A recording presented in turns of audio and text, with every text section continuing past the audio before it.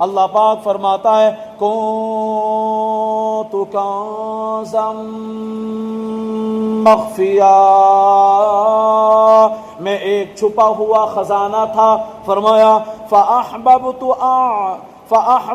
ان اعرف فخلقت الخلق لأعرف، پس میں نے چاہا کہ پہچانا جاؤں، چنانچہ میں نے مخلوق پیدا فرمائی. پتہ چلا مخلوق کو پیدا کیا گیا اس لیے تاکہ بندے اللہ پاک کی پہچان حاصل کریں، آداب زندگی سیکھیں، اللہ پاک کی کمال بندگی اختیار کریں اور رب کے حضور قرب حاصل کر پائیں اور وہ اللہ کی معرفت کے قریب ہو جائیں. ہمارا دنیا میں آنے کا مقصد یہ ہے کہ ہم اللہ پاک کی معرفت کو حاصل کریں. اور مسلمانوں، یہاں سوچنے کی بات ہے کہ ہمیں اس کائنات میں بھیجا گیا تاکہ اپنے خالق و مالک کی معرفت حاصل کریں. یہ صرف ایک کام ہمارے ذمہ ہے.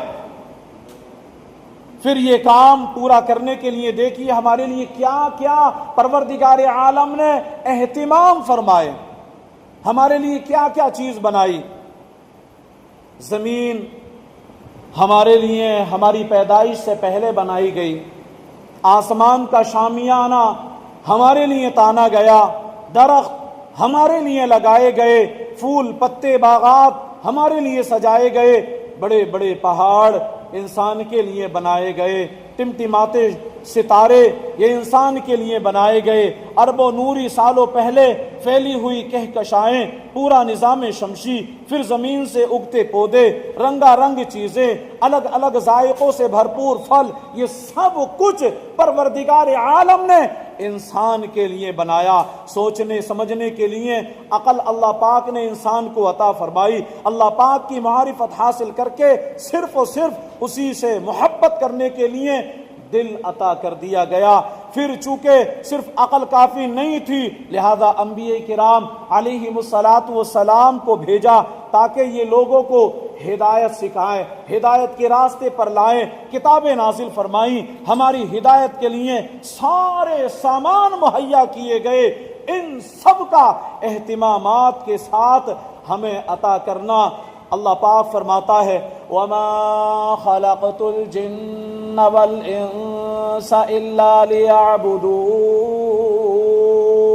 اور میں نے جن اور آدمی اس لیے بنائے میری عبادت کریں. اے لوگو، تمہاری پیدائش کا صرف و صرف ایک مطلب ہے قرآن پڑھو، انبیاء کرام کی بات سنو، عقل کو پاک کرو، دل کو پاک و صاف کرو، اس کے ذریعے سے ہماری معرفت حاصل کرو. انسان کو پیدا کرنے کا مقصد یہ ہے کہ انسان اپنے دل کو پاک کرے، اپنی زبان کو پاک کرے، اپنے خیالات کو پاک کرے، اپنی سوچ کو پاک کرے اور اپنے آپ کو پاک کر کے رب کے حضور حاضر ہو جائے، اللہ سے محبت کرے، اللہ کا قرب حاصل کرے، دعائیں کرے، عبادات کرے تاکہ اللہ پاک اسے اپنی معرفت عطا فرما دے. شاعر کہتا ہے جانور پیدا کیے تیری وفا کے واسطے، چاند سورج اور ستاروں کو ضیاء کے واسطے، کھیتیاں سرسبز کی تیری غذا کے واسطے، سب جہاں تیرے لیے ہے اور تو خدا کے واسطے. اور مسلمانوں ذرا سوچئے، اگر ہم دنیا میں آ کر کوٹھیاں بھی بنا لیں، اگر ہم دنیا میں آ کر کاریں بھی خرید لیں، اگر ہم دنیا میں آ کر بینک بیلنس بھی بڑھا لیں، کاروبار پھیلا لیں، کئی ملکوں تک اپنے کاروبار کی شاخیں بھی کھول لیں، اربوں پتی بن جائیں، اپنی تخلیق کا بنیادی ترین مقصد اللہ پاک کی معرفت حاصل کرنا ہی اگر بھول جائیں اور پورا نہ کر سکے تو بتائیے کہ ہم نے یہاں آ کر کیا کمایا. ایک شاعر نے بڑی خوبصورت بات کہی، اس جہان رنگ و بو میں آ کر گھر بنانا تھا دیوار بنا بیٹھے، گھر بنانا تھا دیوار بنا بیٹھے. اب ذرا اس شعر کو سمجھنے کی کوشش کیجئے کہ اللہ پاک کی ہمیں معرفت حاصل کرنی تھی لیکن ہم کر کیا رہے ہیں. اس شعر میں خلاصہ بیان کیا گیا کہ اس دنیا میں آنے کا اصل مقصد تو یہ تھا کہ ہم دل کو پاک کرتے، اس دل کو اللہ پاک کی محبت کا گھر بناتے، مگر ہم نے کیا کیا؟ ہم نے کیا کیا؟ الٹا اپنے اور محبت الہی کے درمیان، اپنے اور معرفت الہی کے درمیان دیواریں کھڑی کر لی۔ محبت دنیا کی دیوار، محبت مال کی دیوار، انا اور تکبر کی دیوار، نفسانی خواہشات کی دیوار، کتنی دیواریں ہیں، کتنی دیواریں ہیں جو ہم نے اپنے اور معرفت الہی کے درمیان کھڑی کر لی ہیں۔ اور مسلمانوں، ایک مرتبہ حضرت شیخ شبلی رحمت اللہ تعالی علیہ لوگوں کو واعظ فرما رہے تھے، بیان فرما رہے تھے، لوگوں کو نصیحت کر رہے تھے۔ آپ نے روز قیامت، حساب و کتاب وغیرہ سے متعلق بیان فرمایا۔ لوگ آپ کا بیان سن کر چیخیں مار مار کر رونے لگے۔ اسی دوران حضرت ابو الحسن نوری رحمت اللہ تعالی علیہ، ان کا گزر وہاں سے ہوا، آپ وہاں سے گزر رہے تھے۔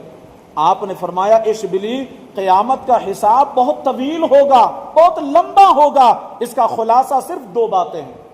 اس کا خلاصہ معرفت، اس کا جو خلاصہ ہے وہ بہت دو لفظوں میں بیان فرمایا، اور وہ یہ کہ من ترا بودم، نمبر دو تو کرا بودی، یعنی اے بندے ہم تو تمہارے تھے، ہم نے تمہارے لیے سب کچھ بنایا، یہ زمین تمہارے لیے، یہ آسمان کا شامیانہ تمہارے لیے، تمام کائنات کو تمہارے لیے بنایا۔ اب تم بتاؤ کہ تم کس کے تھے، تم نے زندگی کس کی طلب میں گزاری؟